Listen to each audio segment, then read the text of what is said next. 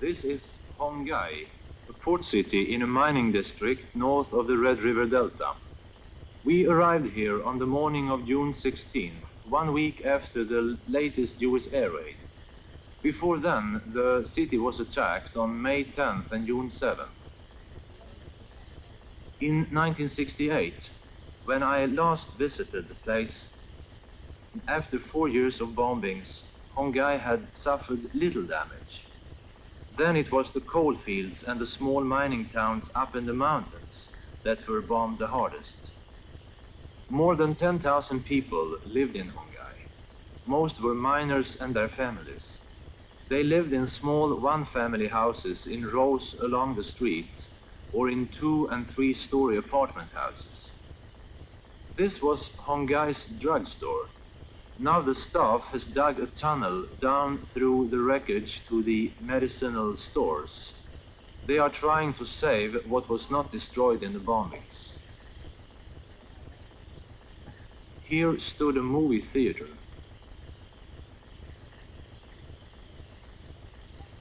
This was the bus terminal. Where the waiting room used to be, there are now just deep bomb craters. The marketplace, where Hanoi's inhabitants bought vegetables, fish and poultry, was situated near the center of town.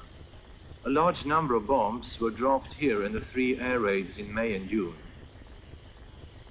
We were told there were no heavy industries in Hanoi. Nguyen Van Vu, a tailor, told what happened the afternoon of June 7th when the American planes came. He said the bombs fell right onto the air raid shelter where his neighbor's family was sitting. Only the father is left now. His wife, 4 children, and 1 apprentice who was living with the family were killed. The news bulletins released by US military headquarters in Saigon in the days after the latest large-scale air raid on Hanoi on June 9th said fighter bombers had struck the coal storage areas around the city. We saw a totally bombed out city.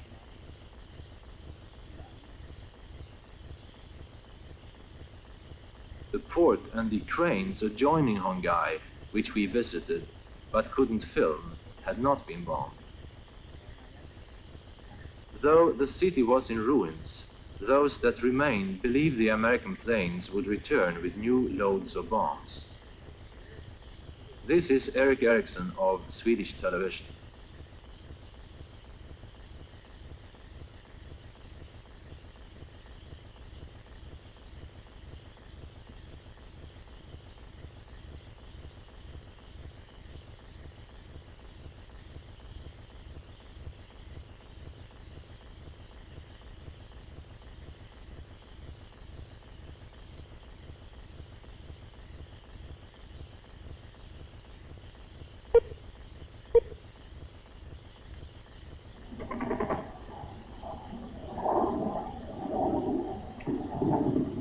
There were several bombing raids during the 2 weeks in June when I was in North Vietnam. We saw the planes and heard the explosions, but were never close to a target that was being attacked.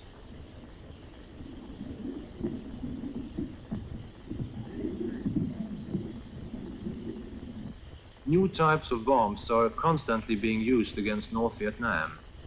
This so-called perforation bomb is one of the newest.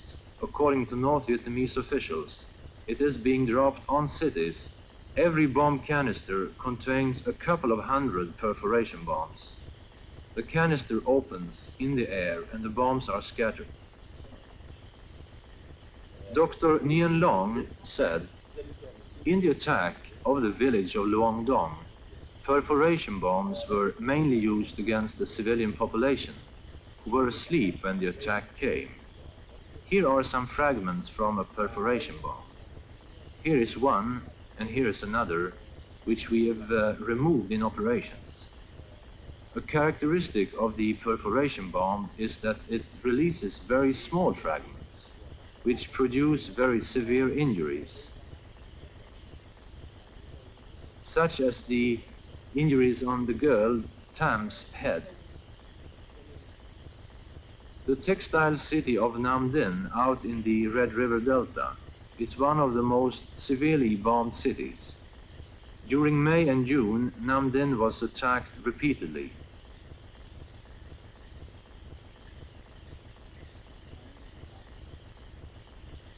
This was the large textile mill, where production was in full swing last spring. Now all that remains are twisted skeletons of steel and fallen walls. The residential sections of Nam Dinh have been bombed as well. Parts of the town have been reduced to ruins. During one air raid, more than 100 heavy, high-explosive bombs were dropped on about 30 parts of the city. Now the population is being evacuated from Nam Dinh, as is the case in other bombed cities.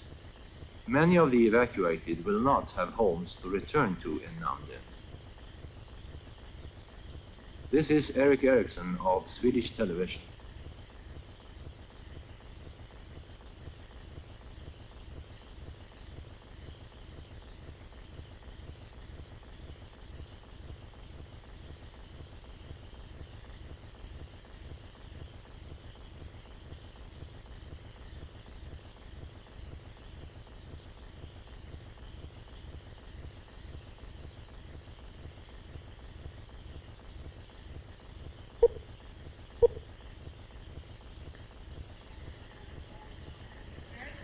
Before April 16, 320,000 people lived in Haiphong. But since the air raids began, some of the population has been evacuated. Though air raid alerts sounded daily in Haiphong, life continued almost as usual. One need only walk a few blocks from this heavily traveled street in the city center, however, to arrive at the areas where the American bombs were recently dropped. In recent months, Haiphong was bombed repeatedly. Large residential areas in the central parts of the city were destroyed. In this residential district, 700 families lost their homes in one single raid on the 16th of April. Many of the homeless return daily to the ruins in which their relatives were killed. Pham Thi Min lost her entire family, her husband and 2 sons, in this area of Haiphong.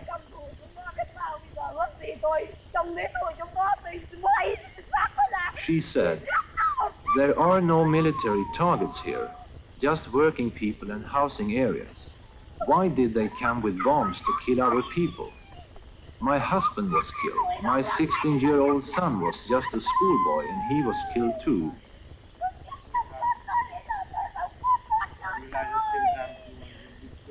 "I hate the aggressors very much. I could kill them. They destroyed our happiness. I can't stand it any longer." Small villages also have been hit. Phuc Loc is near Haiphong. On the night of the 16th of April, the American B-52s arrived. 142 bombs were dropped. 121 structures were destroyed. 63 people were killed, 61 were injured. Most of those in the village wore the white headband of mourning. The North Vietnamese would not allow pictures to be taken of the port area or industrial sections of the city. We saw no damage on the harbor area. Government spokesman admitted the bombing was causing difficulty in industry and in the economy, but repeated previous public statements that it would not weaken their will to resist or affect the outcome of the war.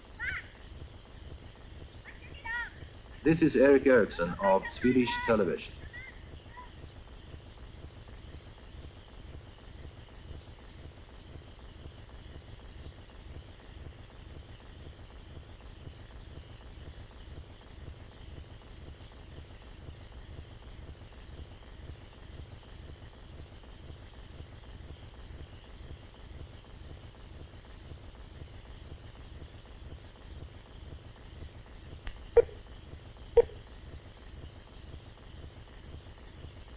Rice is North Vietnam's most important crop. Most of it is grown here in the fertile Red River Delta. And it's here that the majority of the country's population live. Throughout the entire river delta, there runs a widespread network of irrigation canals, regulation dams, locks and dikes. This irrigation system is a matter of life or death in the river delta. It provides the rice fields with a constant supply of water, even during the dry season. And the comprehensive system of dikes protects the lowlands against floods when the river rises during the rainy season. This dike runs along the Dao River, one of the branches of the Red River in the Delta province of Nam Ha. Village officials said the dike was attacked by American bombers on June 18th. We arrived here on June the 23rd. We saw two places about half a mile from each other that were bombed. At the most seriously damaged site, the dikes were broken. There were several deep bomb craters on the dike. Next to it, there also were a large number of bomb craters.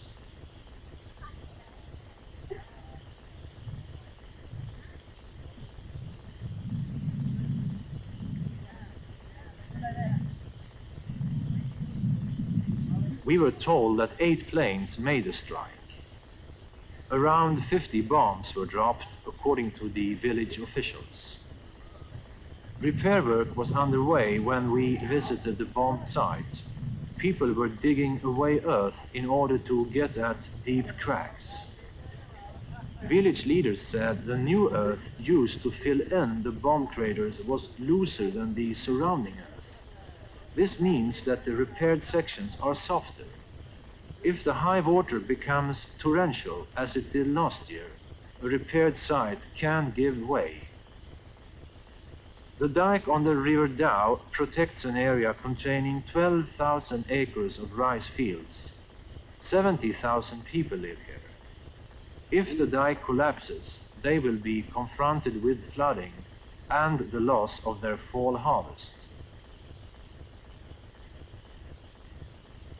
Despite denials in Washington, the North Vietnamese are afraid that the dikes are one of the targets in President Nixon's bombing offensive against so-called economic targets. This is Eric Eriksson of Swedish television.